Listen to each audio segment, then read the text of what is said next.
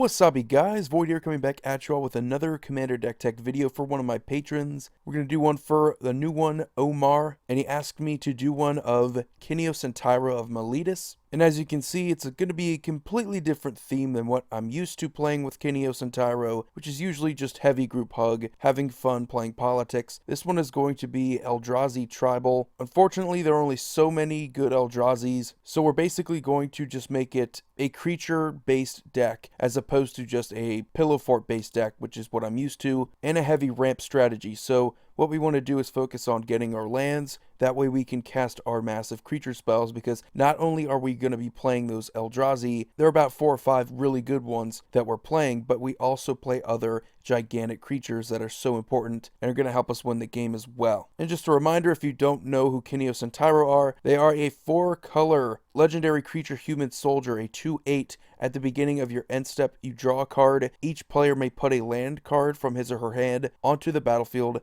and then each opponent who didn't draws a card. So you get to do both. Your opponent has to choose whether they want to do one or the other. So that is the main theme. That's why so many people like going with group hug. I honestly think that they're pretty good when you want to go with an aggressive ramp strategy. I do play a lot of lands, about 41 of them, which might seem like way too much, but trust me, you're going to need as many lands as you can get in this deck. When you get extra land drops every single turn, it never really hurts, because you're going to get more card draw off of Kynaios and Tiro anyway, so you shouldn't really have too many problems. And there really isn't anything super noteworthy. Just play your fetch lands, at the very least play your Evolving Wilds, and also play those bounce lands, because those technically are going to give you a guaranteed land drop. If you bounce land a bounce land back to your hand, you can just keep doing that every single turn, so you're guaranteed a landfall trigger each one of your turns. Especially with Kynaios and Tiro, you can get 2 of them, so I think that's definitely noteworthy. Now our artifacts, we don't want to depend too much on artifact ramp, because we just have so much of an emphasis on land ramp. We have Soul Ring, Felwar Stone. It's more important that we get our mana fixing from our artifacts as opposed to just insane ramp. Thought Vessel, no maximum hand size. This is a deck where we can get some good card advantage. Chromatic Lantern, going to give us some awesome mana fixing. Commander Sphere is going to give us a way to draw a card if we're desperate, and Gilded Lotus is going to give us some colored mana. 3 mana for 5. I think that is a pretty good deal. Now we move on to our creatures. We have about 27 of them, which is a little light for heavy creature based decks, but considering a lot of our creatures are massive, we do depend on a lot of the deck being land ramp. We do have a Birds of Paradise. In a 4-color deck that is playing green, I don't really see any reason not to play it. Veteran Explorer. When this dies, we get 2 lands from our library, basic lands, onto the battlefield untapped. It does help out your opponents, so it's a little bit like group hug. He didn't want me to completely abandon it, but it's still there. I honestly think that Kynaios and Tiro are group hug enough. Courser of Crewfix, kind of like landfall, doesn't actually have the word landfall, but still, you're going to gain a life for each land entering the battlefield, and you get to play with the top card of your library revealed, and you could just keep taking lands off the top of your library, making it easier for you to get to what you actually want. Farhaven Elf and Wood Elves are going to get us lands. Wood Elves is a little bit better because we can just get a shock land that happens to be a forest, and that can come into play untapped, whereas Farhaven Elf is just any basic land to the battlefield tapped. Both are still pretty good though. They're going to ramp us up by 1. Braids, Conjurer, Adept. This is kind of adding to the whole group hug strategy that I'm so used to with this deck, but it's even better now because she's going to get us our Eldrazi's, our massive creatures out onto the battlefield, and we don't really have to pay any mana to make that happen, so I think she fits in pretty well. And this deck also has another sub-theme that I forgot to mention, and that is landfall, because it's foolish to not take advantage of so many different land drops. Emeria Angel is going to give us a 1/1 white bird creature token with flying each time a land enters the battlefield, because not only do we want to get out massive creatures, but we also want to have a pretty awesome creature presence as a whole. We want to have a ton of cool creatures instead of just 1 or 2 massive creatures that when they die or when they get exiled, we're just sitting ducks at that point. Mina and Den are going to help us get some more land drops by returning a land we control to our hand so that we can then play some more lands, because there's going to be some times where we just run out of land drops, so they're pretty good for that reason. But we also get an extra land drop. We can give a creature trample too off that same activated ability. I forgot to mention that. Any of our gigantic creatures that don't already have trample are going to get trample. That's pretty cool. Then we have Oracle of Moldiah, which is kind of similar to Courser of Crewfix, but a lot better because we get an additional land drop on each of our turns, and we can also play lands on the top of our library. So really cool card. Definitely belongs in a landfall themed deck. Then we have Solemn Simulacrum. Same reason as Farhaven Elf and Wood Elves. Going to give us an extra land drop. Also the added benefit of dying and getting us a card draw. Then we have Gahiji Honored One. Another cool creature for this deck. I usually like playing this guy in any strategy where I want to go wide. We don't have too many token producers, but even if we don't, it's still going to help out our other opponents. If they want to attack each other, they get that +2/+0 on their creatures, so I think he's definitely worth it. Karametra, God of Harvests. We have a ton of lands in this deck, so whenever we cast a creature spell, we get to search our library for a forest or plains card and put it onto the battlefield tapped. That is including the shocklands I mentioned before, because it doesn't say basic forest or basic plains, so we should have a ton of lands to choose from and ramp ourselves up incredibly. And once she does become a creature, she's a 6/7 indestructible, so not too shabby. Meloku the Clouded Mirror. I love her in this deck. She has an activated ability of 1 generic, and you get to return a land you control to its owner's hand, and if you do that, you put a 1/1 blue illusion creature token with flying onto the battlefield. So it's really cool to do this in response to attackers. If you want to block, do anything like that, it never really hurts to return lands to our hand, because chances are we're going to have the most lands on the field anyway out of everyone at the table, and also is going to help us get more land drops because those lands we're also going to be able to play them. Rampaging Balos, another landfall trigger. Whenever land enters the battlefield under our control, we get a 4/4 green beast creature token. More creature tokens are never a bad thing. The Locust God, another cool creature that's going to help us get some more tokens. Whenever we draw a card, we get to create a 1/1 blue-red insect creature token with flying and haste. Also has an activated ability of 4 mana, and we can draw a card and discard a card, so your basic loot effect. And also is pretty much unkillable. When it dies, it comes back to our hand at the beginning of the next end step. Avenger of Zendikar, really awesome. One of the better landfall creatures. Comes out there with 0/1 green plant creature tokens equal to the number of lands we have, which should be a ton. And whenever a land enters the battlefield, we get to put +1/+1 counters on all of our plant creatures. Emiria Shepherd, yet another cool landfall. Whenever a land enters the battlefield under our control, we get to return a non-land permanent card from our graveyard to our hand. If it happens to be a plains, we get to return it to the battlefield instead. So good recursion. Recovery is important in this type of deck where we do have a lot of creatures, so she fits in pretty well. Molten Primordial. Now we're starting to get into the bigger stuff. This one is going to be a little bit of a win con if we get the right creatures on our board from our opponents. It does have haste, so it can swing as well the turn it comes in, but this is what you want. You want to pressure your opponents, you want to take their stuff, you want to go all in, swing out. Perfect card for that type of strategy. Then we have Omnifocus of Rage, one of the best landfall creatures, if not the best, really. You get a 5/5 red and green elemental creature token onto the battlefield, and whenever Omnath or another elemental dies, it's going to deal 3 damage to target creature or player. Craterhoof Behemoth, because we do have ways of searching out creatures from our deck onto the battlefield. That way we can just win the game pretty easily. He's just insane, going to give a huge buff and trample. Can't really beat that. Artisan of Kozilek. We have a lot of creatures, and chances are if any good ones are in the graveyard, we can just bring one back, like a Craterhoof. Has Annihilator 2.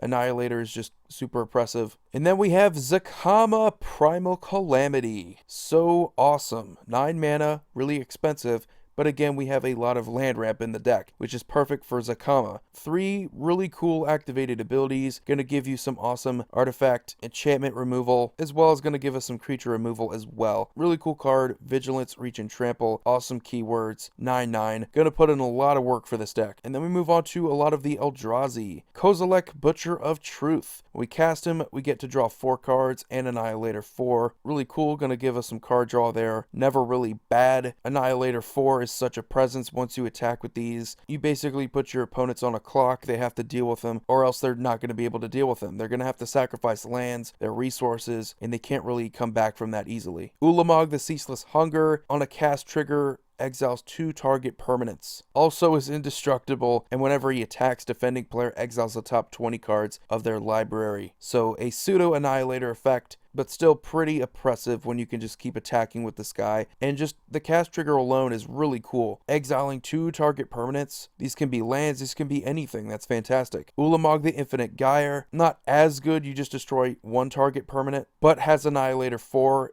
is also indestructible. So I honestly like Ceaseless Hunger a little bit better because of the exiling removal, but this one isn't any worse because you do kind of have Annihilator 4, which is better than the other attack trigger. World Spine Worm is epic. Another massive creature. I know he said he wanted Eldrazi Tribal, but unfortunately you just can't really make that happen in this type of deck. You got to take advantage of some other cool creatures and strategies. World Spine Worm is another massive creature that once you get them out there, it's only a matter of time before you can just start attacking. 15/15 Trampler is going to get over just about everything, so there really isn't any reason to not attack. But when World Spine Worm dies, you get 3 5/5 green worm creature tokens with trample, so you get that same power and toughness with trample once it dies. A little bit easier to deal with 3 5/5s, but still. Emrakul the Promised End, our biggest creature. 13 mana, but does have cost reduction for each card type among cards in our graveyard. But once we do cast her, we gain control of target opponent during that player's next turn,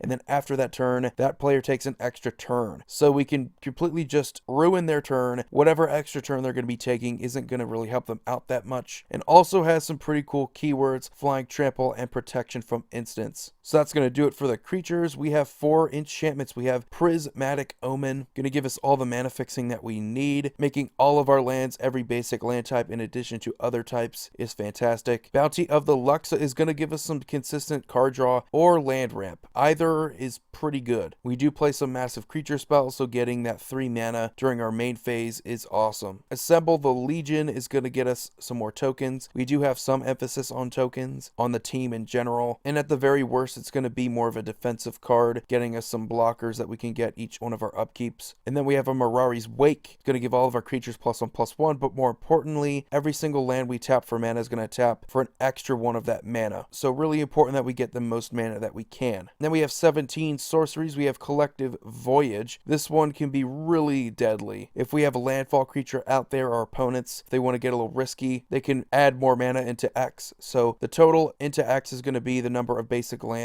that each player is going to be searching, and then all those lands are put onto the battlefield tapped. They do have to be basic lands, so keep in mind, I do think we play enough, but you don't want to just go crazy into X on your own. You want to force your opponents to do that. Sylvan Offering, choose an opponent. You and that player each create an XX green tree folk creature token. You choose another opponent, and you and that player each create an X11 green elf warrior creature tokens. You're going to be getting both, which is the more important thing. We're likely going to have the most mana into X, so we can afford to just dump all that in there. We're going to get a massive creature, or we're going to get a ton of creature tokens, so really cool. Then we move on to our land ramp package. We have Farseek and Rampant Growth. Those are going to get us some lands from our deck onto the battlefield tapped. Cultivate and Kodama's Reach are going to get us lands from our deck. One goes onto the battlefield tapped and one goes into our hand. Basic lands, even just getting them is still pretty good. We do have an Eldritch Evolution, because this is going to be a little bit more fun, that we get to play around, sacrifice a creature, and then we get to tutor up another creature that has converted mana cost X or less, where X is 2 plus the sacrifice creature's converted mana cost. So we have a ton of creatures, we have a ton of massive creatures. Even if we want to sacrifice one of them, we can in return get another big creature out, another Eldrazi, so it doesn't really hurt to cheat something into play from our deck, especially when it happens to be a Craterhoof. Explosive Vegetation, more land ramp, 2 basic land cards onto the battlefield. Rite of Replication with this deck, it is fantastic. You throw this onto Omnath, you can likely win the game.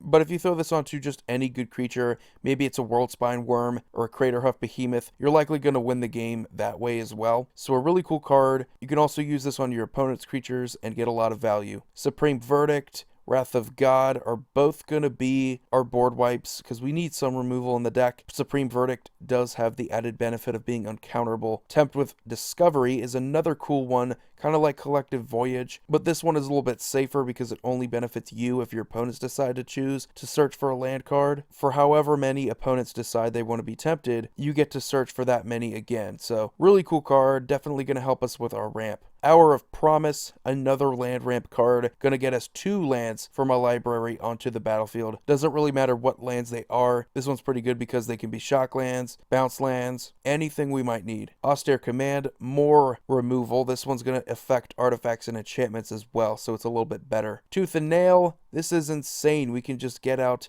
2 different creatures from our library onto the battlefield, cheat them into play. We could obviously use something like Avenger of Zendikar and Crater of Behemoth to easily win the game that way, but there are some awesome ways that you can fool around with this card. Insurrection, another cool win con. This time it's in red. We untap all creatures and gain control of them until end of turn. They gain haste until end of turn. So it's kind of like the Molten Primordial strategy, where we just want to overwhelm our opponents. Sometimes we can't just beat down their creatures. Sometimes they have enough blockers. So Insurrection is going to take away all of their blockers and give them all to us so we can attack with them. And then we wrap up our sorceries with a Blasphemous Act. Really good removal. Don't really have to invest that much mana into it. Usually just going to pay 1 red for it. Fantastic. 13 damage to each creature. And then we wrap up the deck tech with 4 instants: Swords to Plowshares, Cyclonic Rift, Return to Dust, and Sylvan Reclamation. All 4 of which are going to contribute to our removal. Cyclonic Rift is more of a win con, I know, but it's also a good way to slow down the game if you're desperate. Swords to Plowshares really can't be beat. 1 mana exiling removal of any creature on the battlefield. Return to Dust and Sylvan Reclamation are practically the same card. Sylvan Reclamation doesn't have that condition though, where this one is always going to hit up to 2 targets. So both are fantastic removal for artifacts and enchantments. They're going to exile them. That's really awesome, which is why I think both belong in the deck. And Sylvan Reclamation does give you the basic land cycling at the very worst. So that's going to do it for this deck tech. Thanks again, Omar. Thanks for becoming a new patron of mine. I appreciate the deck tech request. And I want to thank all of my patrons for supporting me, helping me make this channel possible. Feel free to leave any suggestions in the comment section below. But as always, Void here signing off. You all have a wonderful day. See you all next video.